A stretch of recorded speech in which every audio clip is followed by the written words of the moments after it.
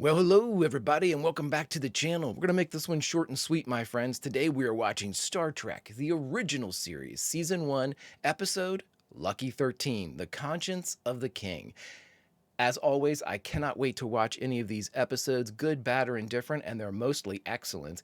I always walk away knowing more about Star Trek than when I went in, and that's really the whole shebang about this thing. So I can't wait to experience this one because it seems to be a little bit different. You know, the thumbnail looked vaguely Shakespearean, so we will see what's going on with that, my friends.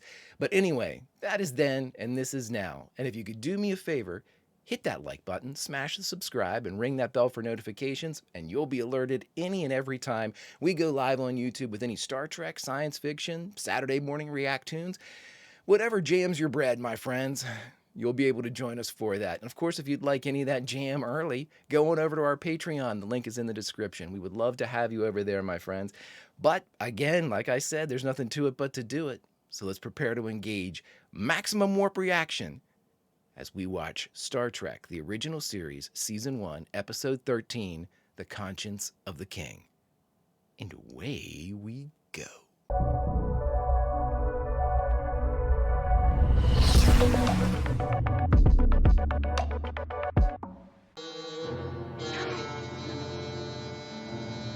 Macbeth! Look at those colored gels. NBC and parent company RCA, very happy about that.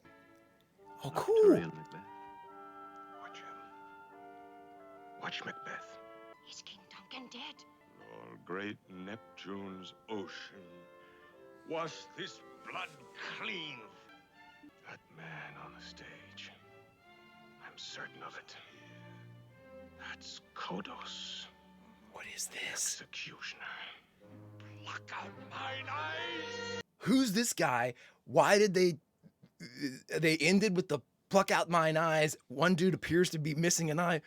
What's going on? Okay, Jim's talking right now, so we don't have to do much here as he talks about the Starship Enterprise and that beauty and how great she is. Okay, so woo, this cold open, they're at some type of performance of Arturian Macbeth. It seems to be following, from what I can see, it's, you know, Earth Shakespeare, it's Earth Macbeth. So the guy beside him, who I have no clue who that is, I don't recognize him at all, is telling Jim to listen to the voice of the guy playing Macbeth. And then that guy appears to be Kodos, the executioner. Is this like a fugitive situation? Like somebody's on the run? Oh, I love this fucking show, man. Look at that beauty.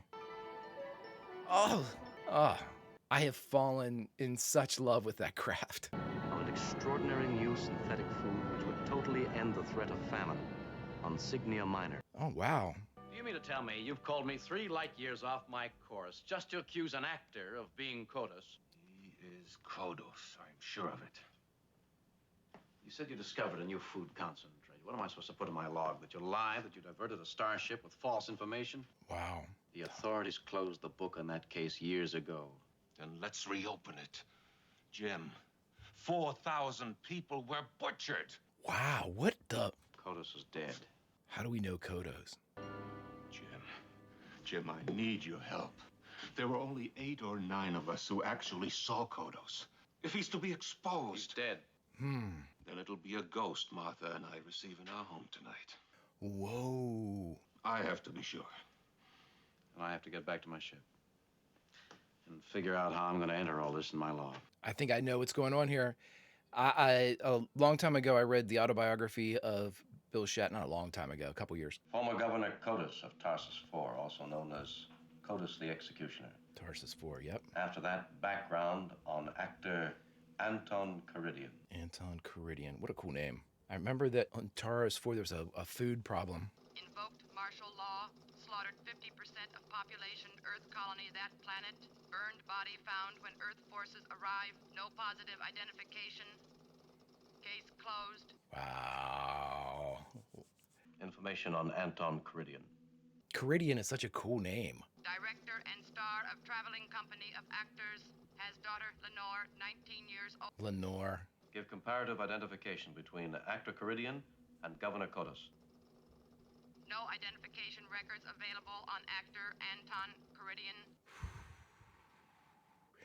Give information on Actor Caridian prior to Kota's death. None. No information available, Anton Caridian, prior to 20 years ago. Ooh, here we go. The game's afoot, my friends. Photograph Kotas. Photograph Caridian. Photograph Caridian.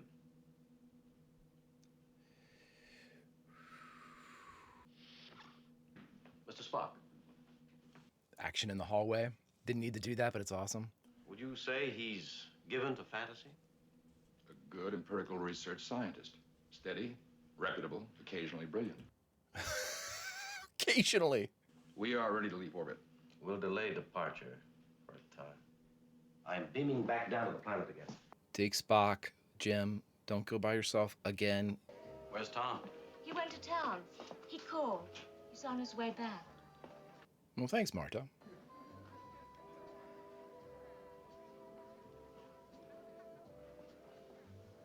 Oh, boy. The others are on the patio. I take it you're the welcoming committee. Is that for me? It can be, I guess. I saw your performance tonight. May I extend my appreciation? My father will be delighted, mister. That's Lenore. He never sees anyone personally, and he never attends parties. An actor turning away his admirers. Very unusual. Very. Caridian is a most unusual man. What's your next move? We play 2 performances at Benicia.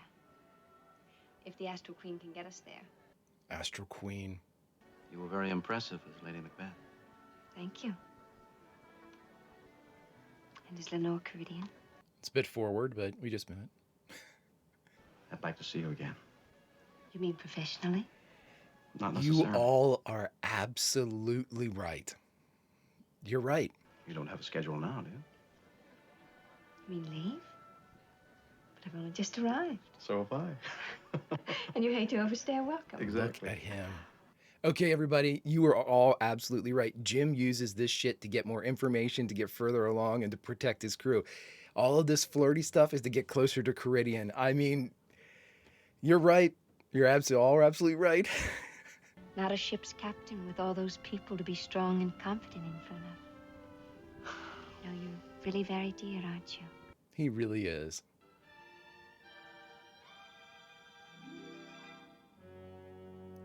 Whoa. Oh my God, is that Tom? Oh no, is he dead? He's dead. Son of a bitch. He never really has it before. Jesus, Marta, I mean, Oh, Jim.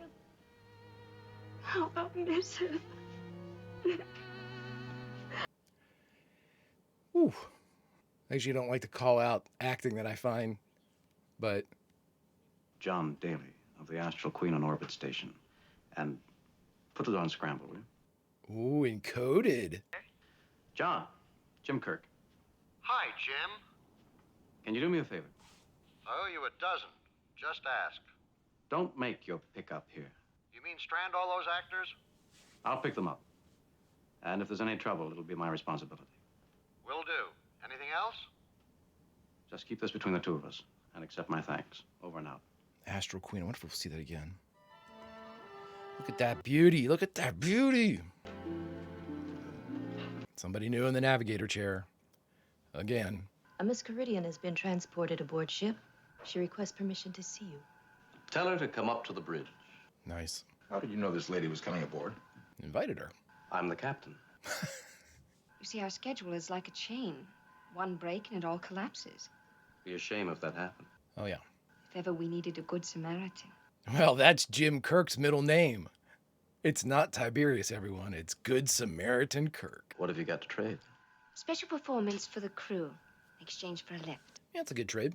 The men would never forgive me if I deprived them of your performance and your presence. Oh, this is manipulation, everybody, but I like it. This means so much to them. I'll just say this. Prepare to Hey, leave orbit Janice. as soon as the Caridian company is aboard the ship. May I inquire as to our course, Captain? Benicia Colony. I got 2 performances. He is 8 light years off our course.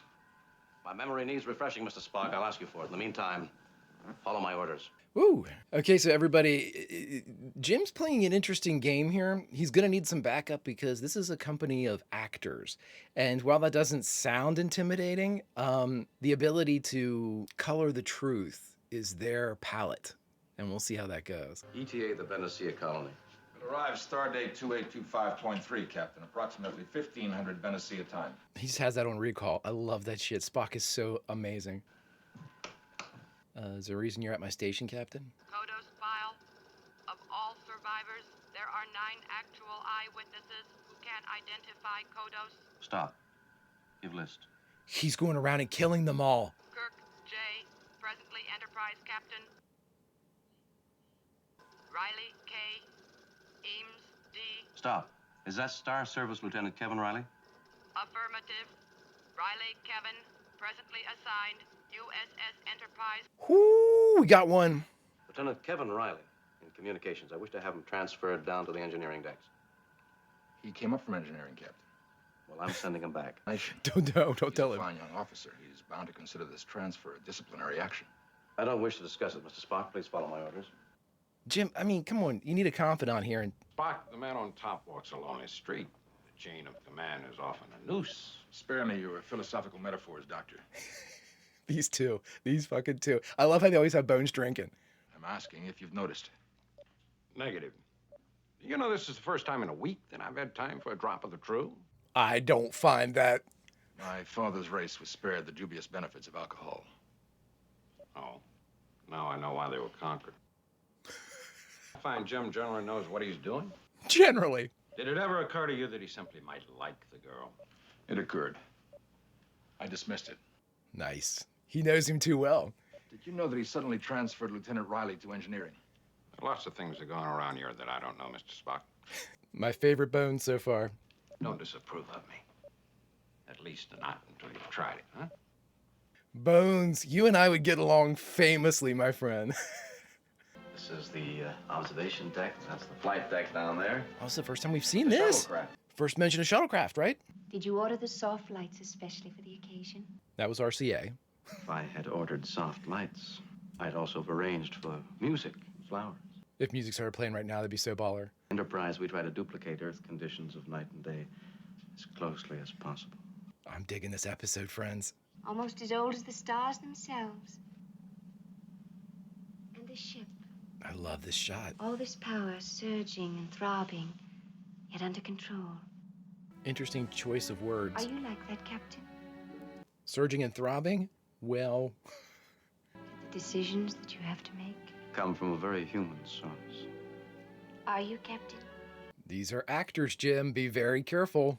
Tell me about the women in your world, Captain. Worlds may change, galaxies disintegrate, but a woman always remains a woman. Jim is very good.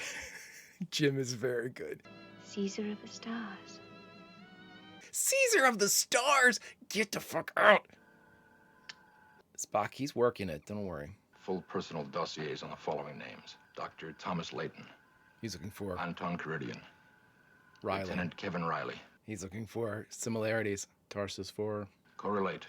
Check their past histories. Report any item, any past episode or experience they all have in common. Now, Kevin Riley isn't our guy that took over engineering, is he? During the Naked Time? Kodos began to separate the colonists. Some would live, be rationed whatever food was left. The remainder would be immediately put to death. Apparently, he had his own theories of eugenics. He was Thanos. He was trying to... And then to implement his decision without mercy. Children watching their parents die. Great shot. There never was a positive identification of his body. But what is Caridian to do with it? His history begins almost to the... Spock is already caught up. And you think Jem suspects he's Kodos? He'd better. He'd better. 9 eyewitnesses who survived the massacre, who'd actually seen Kodos with their own eyes. Now, this is what I want to know. Is Kodos going around and killing them? Every other eyewitness is dead. And my library computer shows that wherever they were, on Earth, on a colony, or aboard ship, the Caridian company of players was somewhere near when they died. Holy shit. Oh, it is Riley. Hell yeah. I love him. The engineering room. Now, you've been a bad boy. Maybe so. You should be well acquainted with this place. What can I do for you, Riley? A song. Make it a love song. I love Riley. Oh, do we get Nichelle Nichols?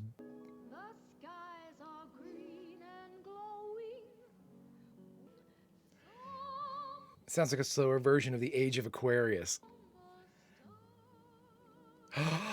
No, don't you fucking dare! Oh, I doomed this kid. As soon as I like somebody, they die. Son of a bitch. Come on, Riley, don't die, buddy. If you die, Jim literally... Oh, he's gonna poison him. That was pretty sly. Don't drink. Eat some of those cubes instead. Oh, buddy. I love him. Why'd they bring him back just to kill him? Oh, you teases. You dirty teases, you. Son of a bitch. I'll have a drink too. Here's to you, buddy. Here's to King Riley, everybody. King of Ireland. Oh. Jim, you just got this kid killed. Oh, is he still alive? Bones, do your thing, buddy. The only one who'll be able to identify Kodos is the captain. And he'll be the next target. He's already a target. Are you kidding me? Caridian Kodos knows all this. Oh, this is a great episode. My friends out there who watched this when it first aired, you lucky SOBs. I mean, this must have been mind-blowing. The captain to see that report. When I finished logging it. Now. All right. Whew. Bones is like, I think you might be right on this one, Spock. No arguing from Leonard McCoy. Come. Boy, look at all of the... You can see they're growing the Enterprise with the different dressings of the rooms and stuff. Lieutenant Riley was a witness. So were you. Jim, it literally took him an hour or two. Could have been an accident. You should be told the difference between empiricism and stubbornness, Doctor. This is the best episode yet between the two of them. Aren't you getting a little out of line, Mr. Spock? My personal business. It's my personal business when it might interfere with the smooth operation of this ship. You think that happened? It could happen. Jim, Spock's simply trying to... I know what he's trying to do, and I don't like it. It's his job, and you know it. Team up. I'm interested in justice. Are you? Are you sure it's not vengeance? What's the difference? At this point, I'm honest to God, what's the difference? From here on, I've got to determine whether or not Caridian is Kodos. He is. Yeah, Spock's with you. Let him in. What if you decide he is Kodos? What then? Do you play God, carry his head through the corridors in triumph? No, you don't have to do that. You have to kill him. But they may rest easier. Ooh. That's some Shakespearean shit right there. Yeah, it won't bring him back, but they might have an easier rest. Do you hear it? That low hum. The phaser. On overload. It's in your room. It's in your room. Evacuate all personnel in this quadrant. Double red alert. Double red alert. This is like double secret probation. Evacuate this section. Seal it off. Clear sections 3, 4, and C5. Look at that. Look at the shot. Everybody, there's life on the Enterprise. Holy...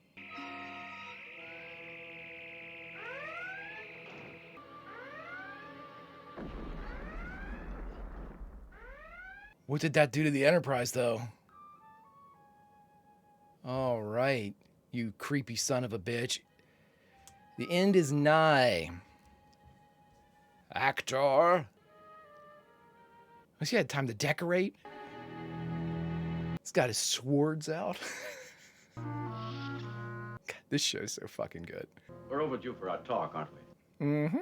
I had hoped you would have respected my privacy, Captain. A moment ago, we narrowly averted an explosion which would have destroyed several decks of the ship. Now, the real question is it him or Lenore? Are you Kodos? I asked you a question. Do you believe that I am? I do. Then I am. I am Kodos, if it pleases you to believe so. You're an actor now. What were you 20 years ago? Mass murderer. Younger, Captain. Good answer. Much younger. Good answer. So was I. But I remember. Let's see if you do. Read this into that communicator on the wall. It will be recorded. The test is virtually infallible. It will tell us whether you're Caridian or Kodos the executioner. Ready for voice test. Disguising your voice will make no difference. Ooh, I almost said something like maybe he talks a little deeper. Jim's like, no, fuck you. This will work. Your executioner so ordered, signed Kodos, governor of Tarsus 4. He didn't even read it. Give me your motivations, buddy. Done away with humanity, the striving of man to achieve greatness through his own resources. We've armed man with tools. Striving for greatness continues, but Kodos. Kodos, whoever he was. Or is. Some had to die that others might live. It's a hell of a decision. Is that 4,000 people were needlessly butchered. Why not kill me now? Let bloody vengeance take its final course. Those beautiful words, well acted. There are no previous records to Anton Caridian prior to 20 years ago. Why is that? No longer treasure life, not even my own. I am tired. This guy. The past is a blank. That's convenient, but Captain Kirk. I'm not convinced it's not her killing to protect her dad. I think he is Kodos, but I think that she's killing to protect him. I mean, possibly. There's a stain of cruelty on your shining armor, Captain. There's a stain of lies on yours. There is no mercy in you. He is Kodos. And I've shown him more mercy than he deserves. Right, there's plenty of mercy in Jim Kirk. It's just a very low tolerance for bullshit. Captain Kirk. Who are you to say what harm was done? I'm the fucking captain. Who am Medical I? log. Riley, thank God he made it. And is suspected of being Kodos, the executioner, and of murdering the lieutenant's family. Well, Bones, you've just given motivation to Riley to avenge his family of 20 long years dead. Performance of the Caridian players taking place as scheduled. What are they playing here? This is not Macbeth. Tonight, the Caridian players present Hamlet. Ah. When life was cheap and ambition was God. Well, that sucks. Not everybody can be in the room, I guess. There's the voice comparison. Captain Kirk, McCoy here. Riley's going to go kill him. Find and restrain Lieutenant Kevin Riley. He's armed and possibly headed towards the ship's theater. Man, I love Riley. Riley is such an addition to the crew. Oh, hey, what's up, guys? Speak, I'll go no further. Mark me. Caridian's playing Hamlet's ghost dad. Don't throw away your life on a mistake. I'm not wrong. That face, I know it. I saw it. Help him. Let Riley help you take him in. Freeze thy young blood. It's an order. The play behind the play. What a great directing choice right here. Good job, Riley. Sick bay. Go on. I would have let him he has every much right to be there as you do, Jim. I would absolutely have him there for the reveal or for whatever. After my performance, the last two who can harm you will be gone. Yep, Lenore's been doing it. Are you saying? There were 9. Now there are only 2. Hit me like that. What have you done? What had to be done? Don't you see? All the ghosts are dead. Ghosts never die. You were the one thing in my life Unsullied. untouched by what I'd done. But you're safe now, Father. I've saved you. Oh, Lenore, you're a psychopath. No one can touch you. Well, except for Jim. Not even Captain Kirk. How do you figure? See Caesar come. He's awed by your greatness. He's not odd, you are. The gilded gaze of a daughter to her father. Play is over. It's been over for 20 years. I would have killed a world to save him. Play, Captain. He must go on. Technically, he's not. The ghost isn't back, but... Guard. You cannot deny him his last performance. She's gonna kill him on stage. Great shot. Oh, shit, great shot. The soul of the great Caridian giving performances to every star he touches. This fucking show, man. I know how to use this, Captain. I don't doubt it. No, child, no! Father! Everybody just erupts into cheers in the back. It's the greatest. The curtain! The curtain rises. Slayed it. She slayed it. Now play the thing. Oh my God. It will catch the conscience of the king.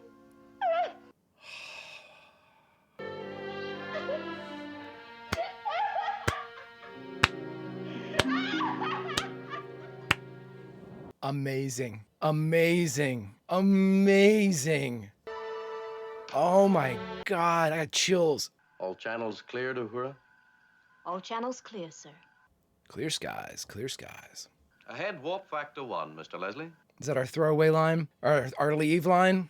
I'm not talking here because we have just watched Star Trek, the original series, season 1, lucky episode 13, The Conscience of the King. And my friends, the only thing we have left to do now is to talk about it.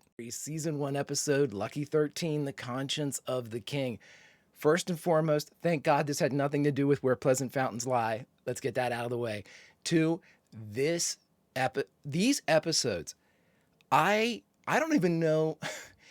I don't know what to say anymore because each time I watch an episode, I'm like, my God, these are so good. And then I watch the next episode, I'm like, my God, it's better than the last one. And I watch another one, I'm like, this is absolutely amazing. I'm really getting to be at a loss for words for a couple of these things simply because I'm astounded. Okay, let me take these in pieces. Okay, so our director is Gert Oswald and our writer is Barry Triver. I don't think either of them have had any type of contribution before. I don't remember their names as director or writer credits in any of the prior episodes. I am, okay, I have to take this in levels because I'm literally, I literally can't, I literally can't with this show. I'm going to take this in levels. First and foremost, I think the thing that I find exquisite, a little information about me. I used to be a casting director many moons ago. And it's a very difficult job because you're trying to anticipate the needs of what somebody that isn't you wants to see in a performance or an actor or blah, blah, blah. I don't know who is casting the guest stars. I don't know who's casting the peripheral players. Whoever that person is or was, they might be, for me, one of the most important people of Star Trek.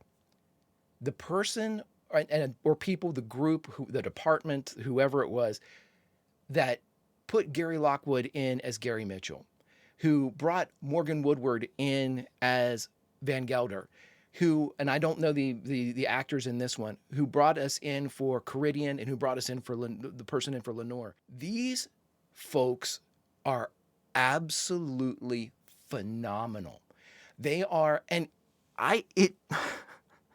it blows my fucking mind when I watch them give these powerhouse performances, and this includes like Leonard Nimoy and some of the, you'll understand it, these long shots. Remember Leonard Nimoy's shot from Naked Time where he sat there and had like that that trial of conscience and they shot it all in one take. We see that time after time, regardless of director. They seem to really thrive off of these long takes, these long shots. I find it fascinating because that's so difficult for the actor. But the reward is if, as an actor, if they can get into the role and really get momentum behind their performance, even if it's just the scene, they can get their momentum, get going, then they can perform like we've seen. Like these incredible takes, these incredibly emotionally powerful, directed energy. Lenore on the stage, that directed energy that plays the thing, that is so powerful and so incredibly hard to harness, especially in a setting like that, a setting where you don't have, I often think that, people always say the actor's profession, the most difficult one to perform is when you're on the boards, when you're on the stage. And yes, I completely agree. You get takes after take and you can, edit and all that stuff with TV and movies and all that good stuff. But with the stage, you're on the boards, a mistake is seen by all, blah, blah, blah. But I will say this, I think it's easier to both get into the character on the stage and to fall away from the character on the stage because it's you're spun up, you're in the emotions, but most of that, the ability to kind of get into the character and drive the character, that energy isn't really from the actor. It is, but the actor focuses it. It's the room's energy, the other actors, the audience. The audience's gasps, laughs, cries, silence if it's a bad performance when there should be applause. All of those feed in positively or negatively into the performance. These people are giving stage caliber performances in a vacuum. They have no energy to pull from other than themselves. They have the people they're playing against. They have their other players on the stage, but those people are also acting as well. So it's not like they can, give and give and give. They've got their own energy that they need to use. So there's a finite amount of resources unless you want to cannibalize yourself. And we've seen that time and time again in the show. Actors who are willing, ready, and absolutely able to cannibalize their own energy for their performance. And it's such an incredibly powerful thing to see. It's so absolutely amazing. I think that the best example of that is Morgan Woodward, who played Van Gelder in Dagger of the Mind. He stated, and we put this in the Q&A, he stated that when he was done his shooting his episode, he went home and rested for a week because he was so spent. He was so physically, emotionally, mentally exhausted from that performance that he just couldn't do anything. And I completely understand that. I mean, what was asked of him, what was asked of Lenore, what was asked of Caridian, I mean, and it's not what was asked of them. It was, here's the role and what they gave, Oh my God, these players are so amazing. And you know what? It doesn't work unless you have people on the core cast who can take it and run with it. Bones, Spock, Kirk, all of the actors, DeForest Kelley, Leonard Nimoy, William Shatner, they are all doing God's work out there because they are us. They are our audience to these incredible performances. And their job is to bridge those performances, give the lead, give the tag, give the transition line. Kirk's asked to do quite a bit, but, most of the time it's sitting back and watching these things play out. Nimoy contributed immensely to the mind meld scene with Morgan Woodward for Van Gelder, but at the same time, Van Gelder was the one giving the emotion before that. So it was a give and take, it's just, I could go on and on just about the profession of acting in the original series. Absolutely unreal. I'm not bullshitting this at all. I've watched a lot of shows.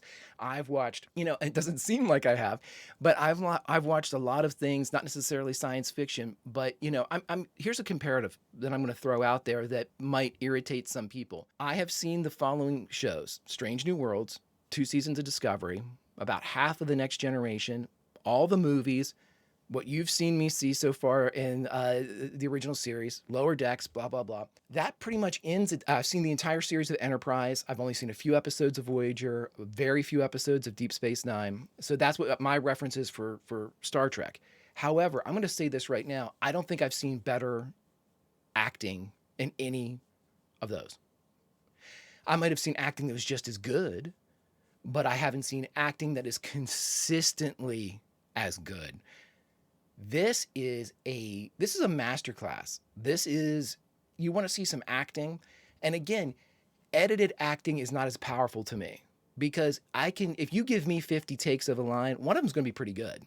You can almost take it to the bank just for law of averages sakes. When we have these long takes that aren't edited together, that means you might get 1, 2, 3 of those, maybe, just because of time. It just takes too long to set the shots and restage them. So you better be on your fucking game from the jump. And these people are. The acting was great in this one, everybody. So good. Okay, a couple other things now that I've ranted about that for as long as I have. A couple other things that I absolutely loved in this episode. We still see the continuing evolution of the Kirk-Spock relationship, but it wasn't heavily featured in this one. We really got to see it in the Corbomite maneuver. That's when we really got to see some of that, the beginning of the friendships and the exchanges and the little smiles and, the in-jokes between friends starting to form between Kirk and Spock. And so the Corbomite maneuver really had more of that. In this one, though, we got to see more of the exchange of Spock and Bones absent Kirk. And I think that is incredibly important because with Kirk removed, there isn't the third party. There isn't the ability for 2 to team up on 1. When it's Spock versus Bones, or not versus, but just talking by themselves, we get a more even dynamic, Spock is obviously brilliant. You know, I've said it a million times. Is there a better officer in Starfleet than Spock at this time? No, and I will not be taking questions at this time. Um, but that's not to say that Bones isn't incredibly gifted in his field, just as intelligent, albeit probably with different, different skill set, obviously. But he comes at different approaches, different ways of talking with Jim, different ways of talking with the crew, with Spock. That's his job. He's the emotional side. Spock's logic. But what I like about it when they're alone is they both drop their walls a little bit.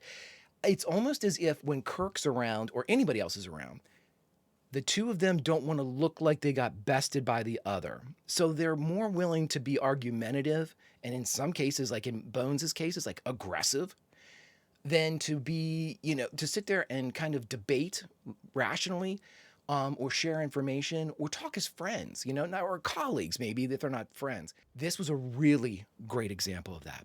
Really, really powerful example of this, because we got to see them down in sick bay and we got to see them kind of bouncing things off of each other. And I don't think it was so much that Bones was like, no, you can't be right. Because he kept like kind of, it was him playing devil's advocate. It was almost like he was throwing up these logical follow-up questions just so Spock could, refute them one by one. And in a way, strengthening Spock's own, what he'd already figured out, and convincing Bones more of what Spock was saying, to the point where when it came down to it, there was no argument. They left together. So good. So good. And personally, this was my favorite Bones episode. This was a really great Bones episode. I like him sitting there with the drink in his hand. Roddenberry must have really wanted his doctor to be a drinker. Dr. Boyd's in the cage was sitting there talking to Captain Pike, and Pike thought he was going to like examine him or something. He turns around and he was like, who wants a warm martini? And then he turns around and gives him like the little martini in the shot glass or whatever it was, which I thought was awesome. But I really think Roddenberry wanted to have like an everyday guy that you could sit down and have a beer with as your doctor in Bones. And I think that's what he got. I think DeForest Kelley plays that fantastically, drinking, you certainly don't sit down here and talk shit about me drinking, especially if you haven't tried it. It's fantastic. I love that shit. I love it so much. It's so good, friends. The one thing I wanted to make mention of that I believe they've never mentioned, not even mentioned. Now, we didn't see any of these, but they mentioned the shuttles. And when they were at Lenore and Kirk were at the observation deck, and they were like, oh, hey, you can see the shuttles. I was like, oh, well, shit. And I'm sure Sulu was like, where were those when we were freezing our asses off during The Enemy Within? Those would have been nice to have. Again, we've talked about it. They weren't ready, prop wise and stuff like that. So that's hence that solution not being there for them. But again, a continuation of the expansion and the growth of the Enterprise. We have several set rooms now. They added engineering. We obviously have sickbay, the bridge. Now we have almost like a regular place is Kirk's quarters. We have kind of set up. The hallway sequences. We have it looks like they have two drafts or two lengths of hallway that they use. Obviously, they shoot them in different angles to give them a different look. But I think there are two distinct corridor sets that they have. Great stuff. It's like the Enterprise is growing. It's like it's becoming more alive. And again, everybody, like when the doors open into Kirk's room and you see two red shirts out there, like doing the business of the Enterprise is being conducted. It's out there. It's not just the principal players walking from one place to another or going here or there, blah, blah, blah. Oh, and the transporter room, too, we have as a permanent set. And, of course, they might redress a few of these, but we had a lot of them in play in this one. But it's like the Enterprise is coming alive in front of us. She's growing. She's breathing. She's having kids. We have more and more people around. We had Riley come back, which was awesome because it was a callback, and we got to see somebody come in that we recognized. That was a great, great surprise. Another thing that I thought was kind of weird is that Janice got off the turbo lift, and we never even saw her. She didn't have a line. And the reason why I say that's weird is it's rare for them to bring somebody in that is probably a higher paid or a named person and not use them. We didn't have Scotty, we didn't have Sulu. I don't know. I can't believe how good this was. The acting was just beyond a shadow of a doubt, amazing. The story was fantastic, using the cover of a traveling space troupe of actors to kill the witnesses for your father. I mean, she was the one that was making the plans about where they were going to play, and oh my god, that shit is fantastic. So good, my friends. If you've stuck with me this long, my friends, do me a favor. Hit that like button, smash that subscribe, ring that bell for notifications. You too will be alerted for the next time we go live here for a little more Star Trek, the original series, or Lower Decks, or any of our science fiction offerings. You'll be alerted and can join us, my friends. And again, as always, if you want any of that early or a full-length version of it, link to our Patreon is in the description. I'm always at least 1, 2, or 3, usually 2 episodes ahead for the original series, several episodes for Lower Decks. Thank you so much for watching. This was an absolute blast. I'm done here, so the only person we have left to talk to is Q. Q, take it away. Greetings, mon capitans, and welcome to another installment of Q&A. My friends, today we will be talking about Star Trek, the original series, episode 13, Conscience of the King. And I'm going to tell you this right now, this was one of my very favorites. And so in finding out more of the behind the scenes, I was both startled by the information I'm about to share and confused, to be very honest. But let's get to the confusion and startling nature of this information in a bit. And let's start where we always start, with the writer and director. The writer of this episode is a Star Trek rookie, as is the director.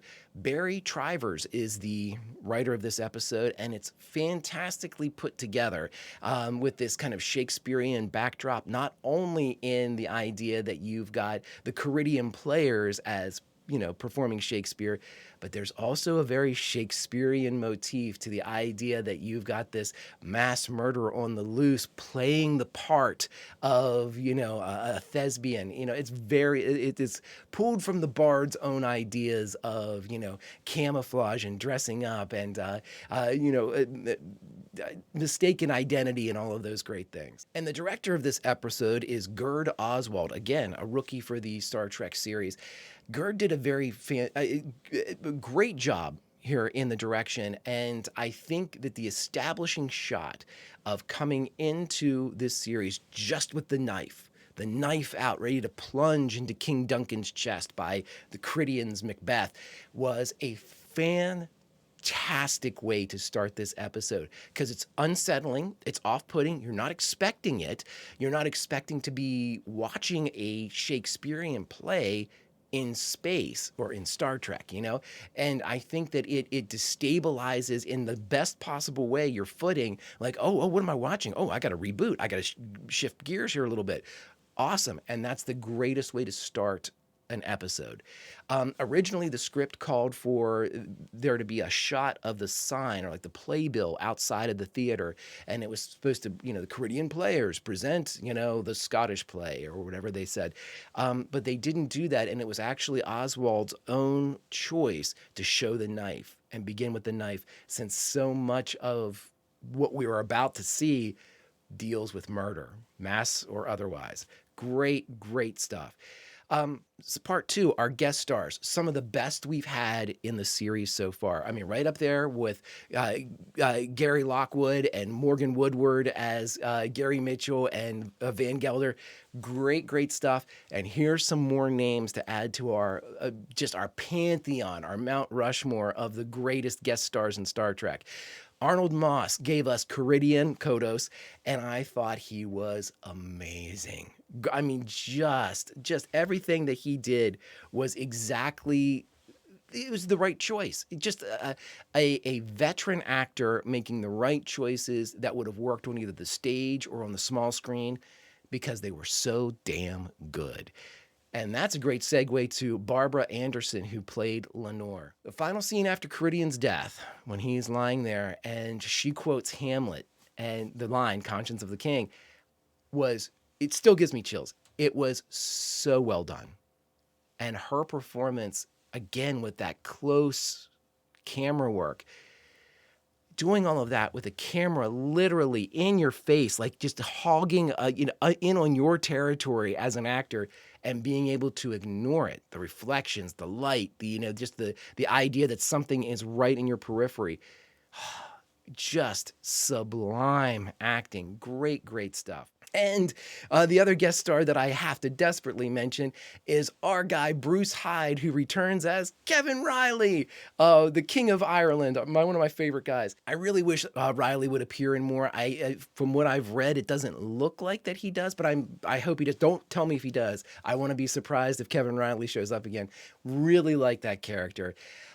Originally, the script called for it to be a different person, a different character. And here's the funny thing. Apparently the casting director who was ever in charge of casting this episode, Conscience of the King, they cast Bruce Hyde and they were like, oh yeah, you're great.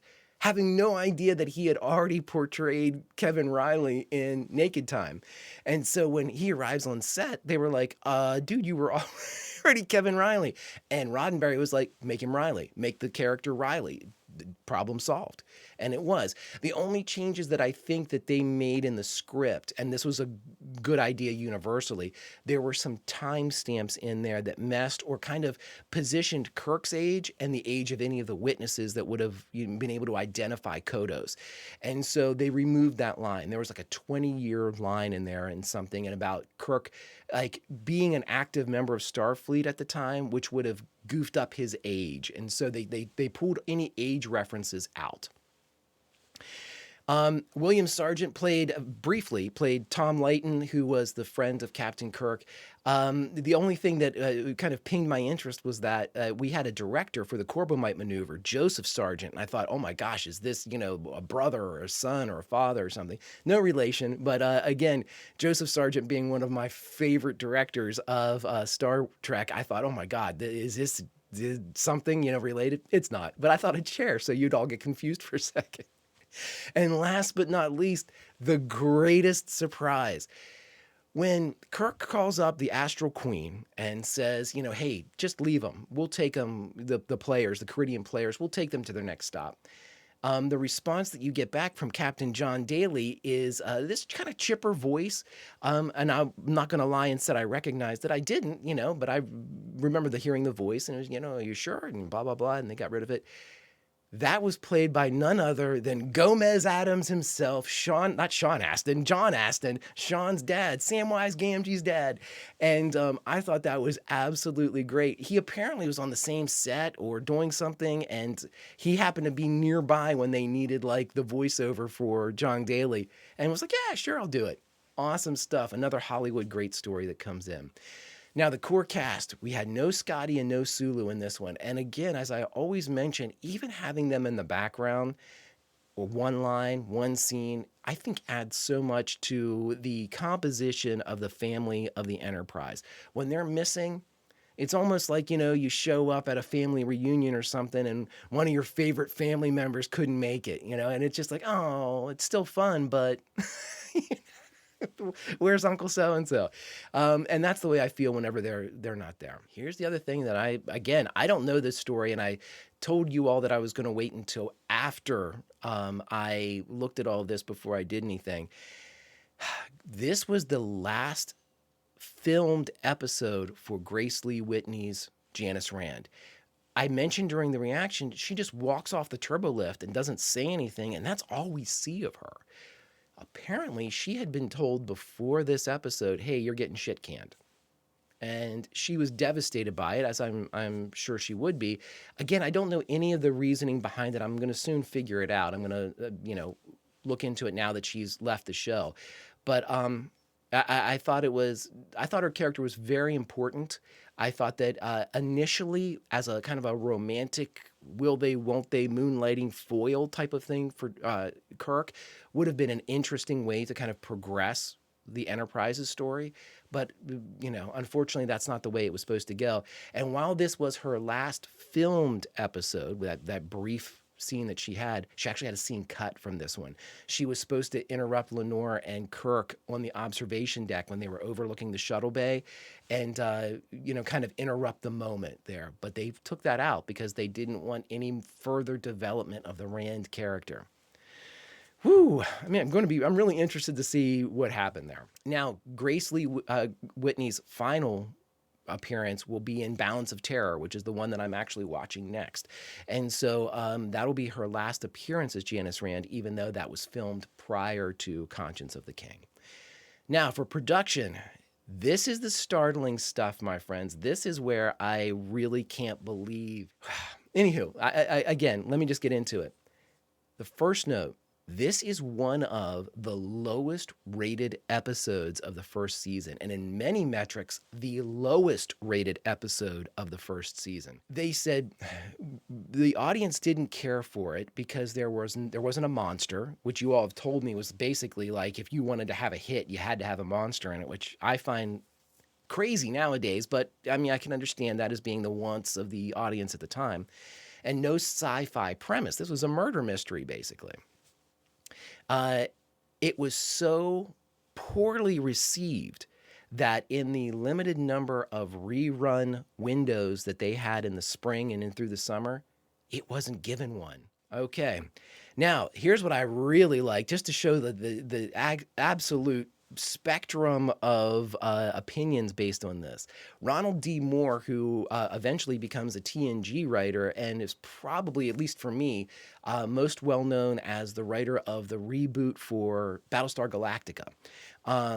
Ronald D. Moore loved this episode. In fact, it was his favorite episode.